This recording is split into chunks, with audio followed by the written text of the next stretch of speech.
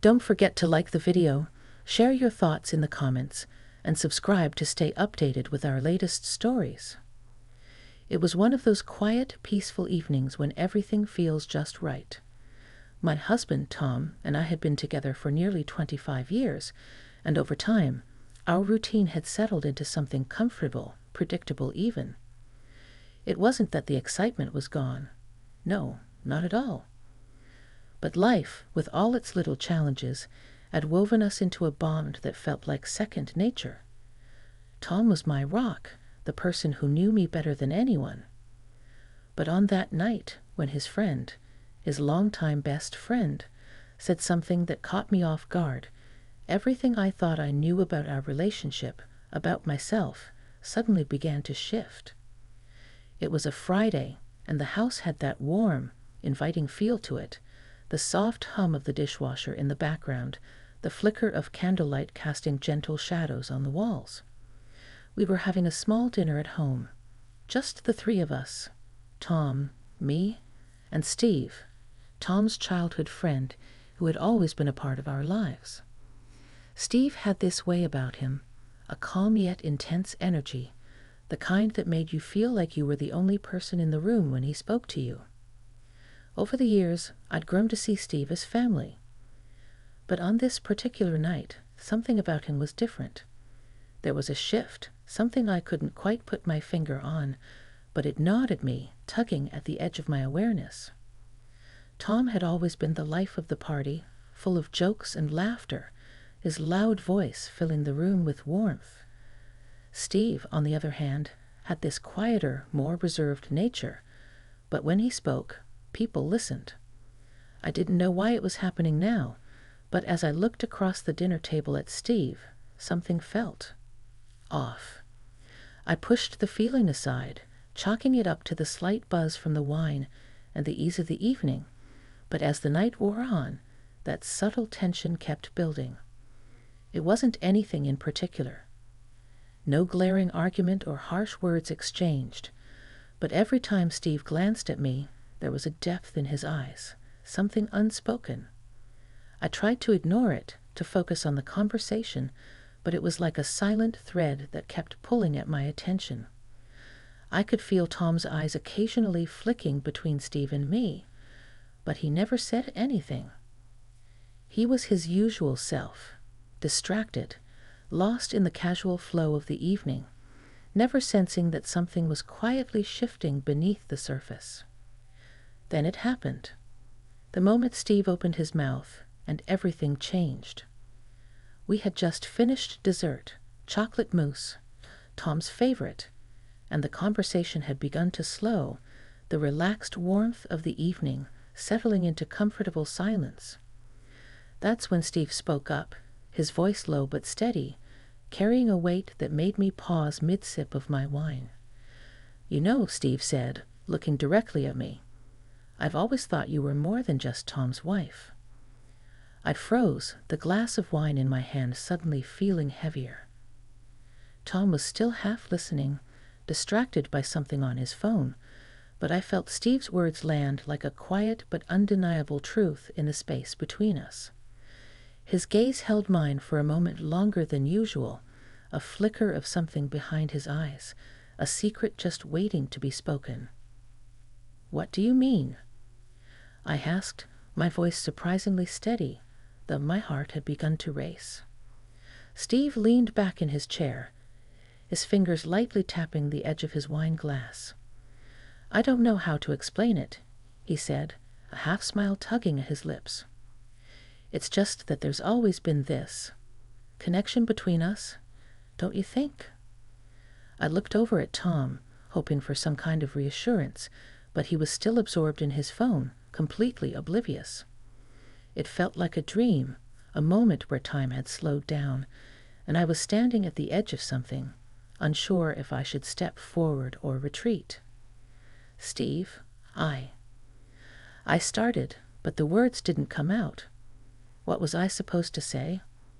Could I ignore the truth of what he was saying, or was it something that needed to be acknowledged? My mind was racing, every possible outcome flashing before my eyes. "I don't mean it like that," Steve quickly added, sensing my discomfort. It's not like I've ever wanted anything. It's just that I've always respected you, really seen you. You're not just a wife, a mother, or a caretaker. You're you. He paused, letting the words hang in the air between us. It was as if a veil had been lifted, exposing something raw, something that had always been there, but had never been acknowledged. I had always seen myself as Tom's wife, as the one who supported him, who helped hold everything together. But hearing Steve say that, hearing him strip away all those labels and see me, really see me, it shook something deep inside. For a moment, there was nothing but silence in the room. Tom's voice finally broke through, but it was a distant sound, like he was somewhere else entirely. What's going on? You two look so serious. Let's play something, huh? Maybe a round of cards? I smiled weakly, my heart still thudding in my chest. Steve turned to Tom, nodding in agreement, but his eyes, those eyes that had just laid bare something so intimate, lingered on me for a moment longer. And in that silence, I felt a connection, a spark, something unexpected but undeniable. The rest of the night passed in a blur. We played cards, laughed, and talked about nothing important. But I couldn't shake the feeling that something had shifted between us all, something unspoken, but very real. As the evening ended, Tom and Steve sent their goodbyes, and I found myself standing at the door, watching them leave. I turned back into the house, feeling like I had just stepped off the edge of something unknown. The night wasn't over for me. It was only just beginning. The next morning, I woke up with a sense of unease, as if the ground beneath me had shifted while I was sleeping. I had always been someone who prided myself on being in control of my emotions, my thoughts, my life. But now, everything felt uncertain. Steve's words echoed in my mind, replaying over and over, each repetition digging deeper into my thoughts. You're not just a wife, a mother, or a caretaker. You're you. It was a simple sentence, yet it had felt like an unspoken confession. It was as if he saw something in me that I had been blind to for years. I wasn't sure what to make of it. Was he simply paying me a compliment, or was there more to it? And why did it feel so significant? I had always been just Tom's wife, and maybe that was enough for some people, but it felt like Steve was offering me something more. It felt dangerous. I rolled over in bed, glancing at Tom beside me. He was still asleep, his peaceful expression a stark contrast to the storm brewing inside me. I didn't want to disturb him. He was always so calm in the mornings, so grounded. I envied that about him, how effortlessly he navigated life. But me? I was tangled up in my thoughts, in the confusion of what had transpired the night before. I tried to shake it off, to push the thoughts to the back of my mind. I had a day ahead of me, and there was no room for lingering doubts or fantasies. But the more I tried to focus on the mundane tasks, making coffee, preparing breakfast, the more I felt the weight of what had happened. I found myself replaying Steve's words in my head, analyzing them, trying to decipher his intentions. But every time I tried to rationalize it, the feeling of his gaze on me lingered, a memory etched into my skin. As the morning passed, I couldn't escape the nagging thought that something had changed between Steve and me. It wasn't just a compliment, it was a recognition of something deeper, something I had never allowed myself to fully acknowledge. A part of me wondered if he had seen a side of me that I hadn't even noticed, a side that had been buried beneath years of routine and responsibilities. But it was more than that, wasn't it? It was the way he looked at me, the way his words had shifted the way I saw myself. I felt seen in a way I hadn't felt in a long time, and it terrified me. Around noon, I decided to call my sister, Karen. She always had a way of cutting through my confusion, offering the kind of advice that made sense even when everything felt like a tangled mess. I needed to talk about it, to get it off my chest. But even as I picked up the phone, I hesitated. I wasn't sure how to begin. How do you tell someone that your husband's best friend has made you feel something you didn't expect? Hello. Karen's voice rang through the receiver, warm and familiar. Hey, it's me, I said, my voice tight. I need to talk.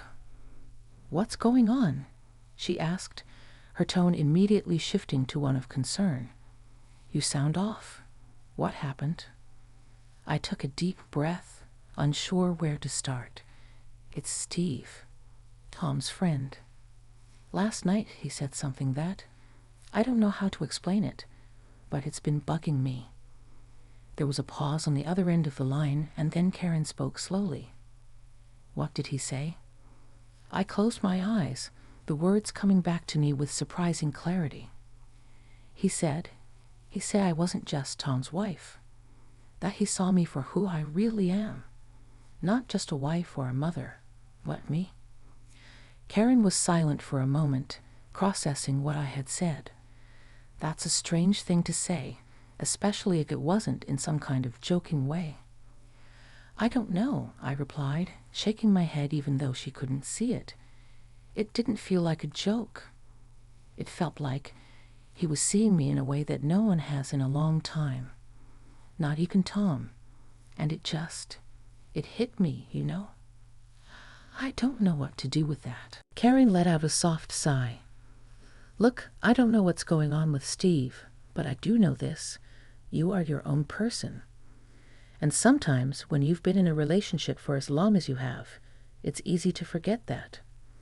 To lose yourself in the roles of being a wife, a mother, to lose the parts of you that made you you before all of that. I don't want to lose that, I said quietly, the weight of her words sinking in. But I didn't expect it to come from him. It feels like I'm suddenly seeing myself through someone else's eyes. And it's unsettling. Maybe it's time to take a step back, Karen suggested. Not to make any decisions yet, but to just give yourself some space to think. You don't have to figure it all out right now. Just let it breathe for a bit. I nodded, even though she couldn't see me. Her advice made sense, but it didn't make the feelings go away. I'll try. Thanks, Karen. We said our goodbyes, and I hung up the phone, feeling both comforted and more confused than before. It was clear I needed to sort through my emotions, to really sit with what had happened and what it meant. But I couldn't shake the sense that something was about to change. As the day wore on, I found myself thinking about Steve more than I should have. His words, his look, everything about him seemed to have gotten under my skin. I told myself that I was just overthinking it, that it was nothing more than a fleeting moment. But deep down, I knew it was more than that. The question lingered in the air. Was this a sign of something I needed to confront, or was I just imagining things? That night, when Tom came home, I didn't know how to look at him. How could I tell him that I was struggling with something that didn't involve him at all, but still felt like it might? How could I bring up Steve without it sounding strange? So I did what I always did when things felt too complicated. I buried it. I smiled, kissed him on the cheek, and pretended like everything was just as it should be. But as the night wore on, I knew that I couldn't keep pretending forever. The shift was there, hanging in the air between us, and it wasn't going to disappear on its own. I just didn't know what to do about it yet. The days after that night were filled with an undercurrent of tension that I couldn't ignore. It wasn't loud or obvious. It was subtle, like the quiet hum of electricity just beneath the surface of everything I did. I went through my usual routines, making dinner, picking up after Tom, checking in with the kids. On the outside, nothing had changed. But inside, something was stirring, something that I didn't fully understand but couldn't push away. It was the way Steve's words had started to shape my thoughts. I'm more than just a wife. I couldn't stop thinking about it, and each time I saw Tom, I felt this strange sense of distance, as if there was a wall between us that hadn't been there before. It wasn't that I loved him any less. It was that something in me had awakened, something that had been dormant for years. The hardest part was that I wasn't sure how to talk about it. How do you tell your husband that someone else's words made you question everything you thought you knew about yourself? How do you admit that you were seeing yourself differently, even though the world around you stayed the same? I decided to call Steve. The thought of it made my stomach flutter, but I couldn't let this go on any longer. If I was going to make sense of what had happened, I needed to confront it. I dialed his number, my hands shaking slightly as the phone rang. "Hello." Steve's voice answered on the other end. "Steve, it's Karen." I lied, the words slipping out before I could stop them. I had no idea why I said it, but in that moment I needed to hide behind something, behind the illusion of normalcy. "Karen, what's up?" he replied, a bit surprised but not suspicious. I just wanted to check in, see how you were doing. How's everything?" There was a pause on the line, as if Steve was wondering where this was going. "Everything's good. Work's busy. You know how it is. But I'm guessing you didn't call just to ask how I was. What's going on, really?" His voice was kind but firm, as if he knew there was more beneath the surface. I swallowed hard. I've been thinking about something you said the other night," I admitted, my voice barely above a whisper.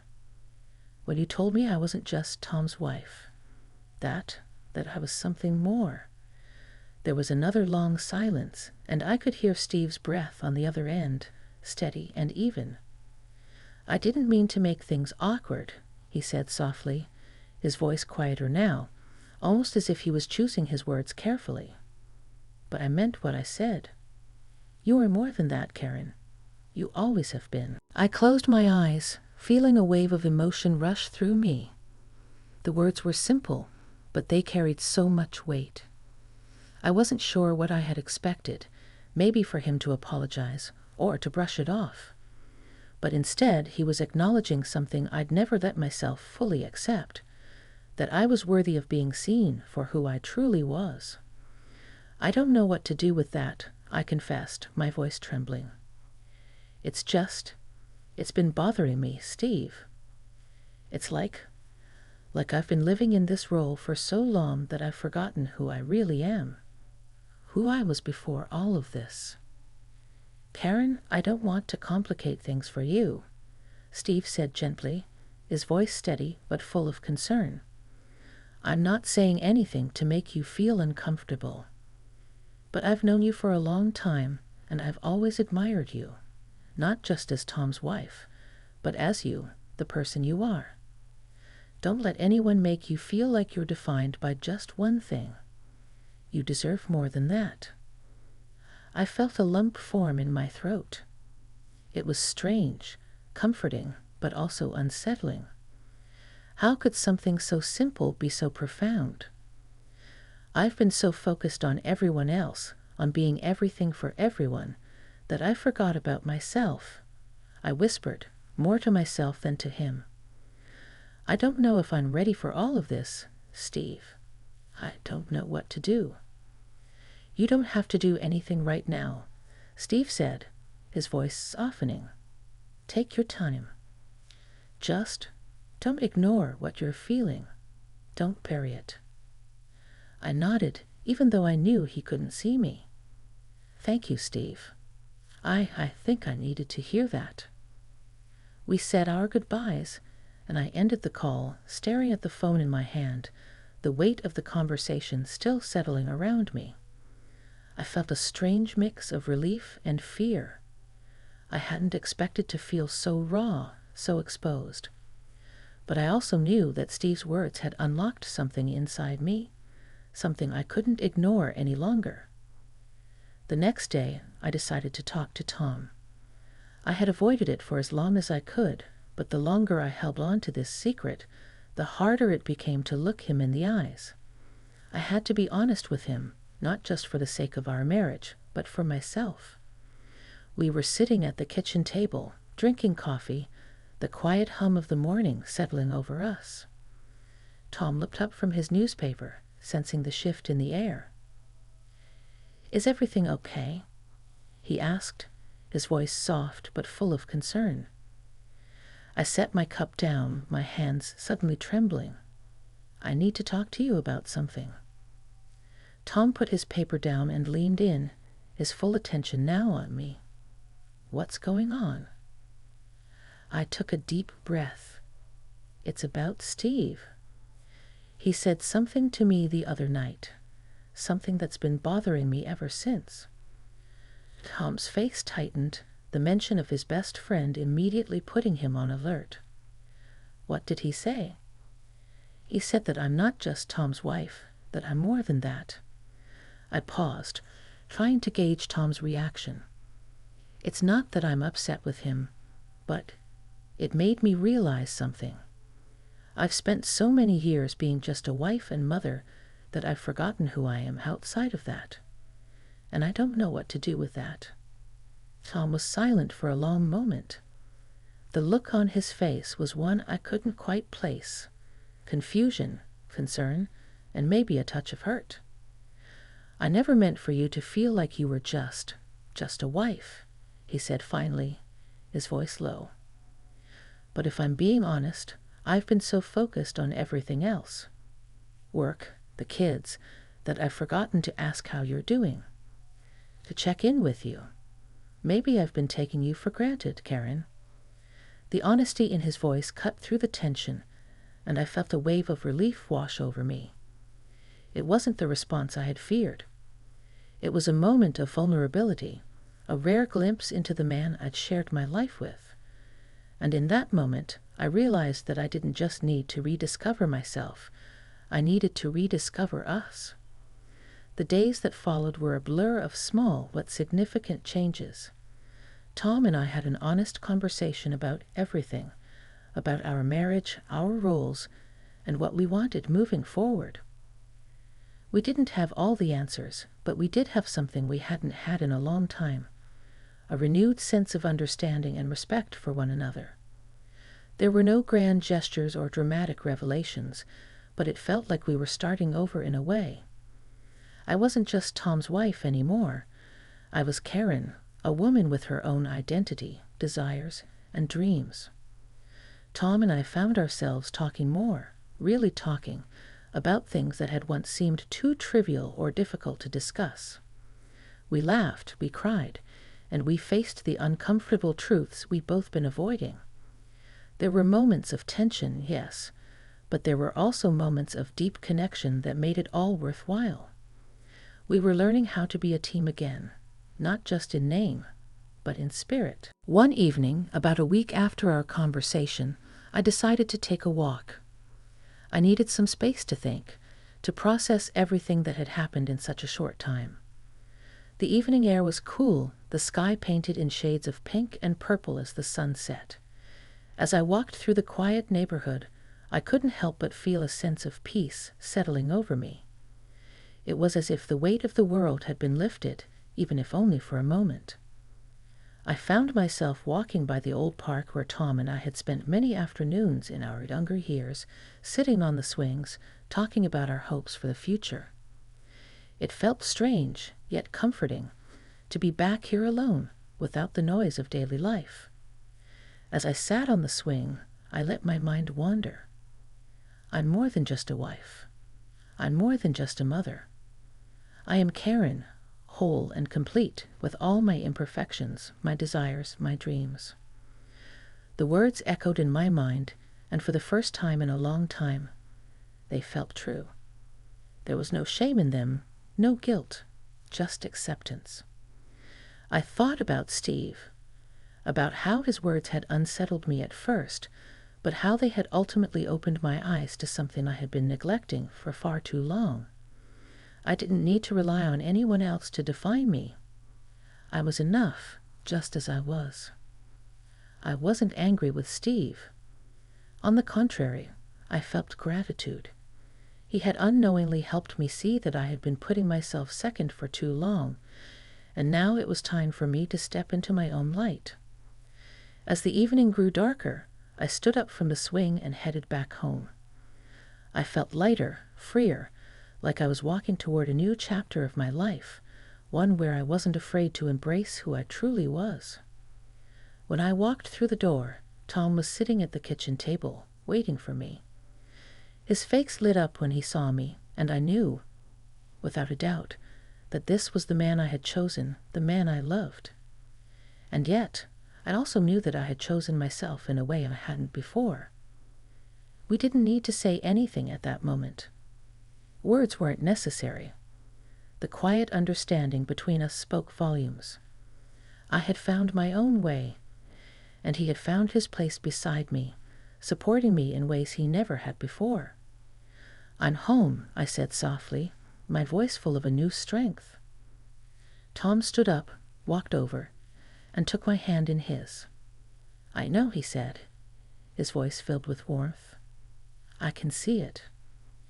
And in that moment, I realized that the real change wasn't just in me, it was in us. We had learned to grow together, not apart. We had learned that love wasn't just about fulfilling roles or expectations. It was about mutual respect, support, and the courage to face the truths that lay beneath the surface. "I love you," I whispered, and it wasn't just the words I had said 1,000 times before. This time, it meant something more. "I love you too," Tom replied, pulling me into a gentle embrace. As I stood there in his arms, I understood now more than ever. True growth comes from embracing who you are, from being honest with yourself and with those you love. And while life might not always go as planned, sometimes the most unexpected moments, like a conversation with a friend or a simple, honest reflection, can change everything for the better. And so, as we moved forward together, I knew that we were beginning something new. Not a new chapter in the traditional sense, but a new understanding, a new respect, and most importantly, a new love, one that was based on who we were, not who we thought we should be. And I knew, deep down, that we'd be okay. More than okay. We'd be stronger, together and apart, because we finally learned to embrace the person we truly were.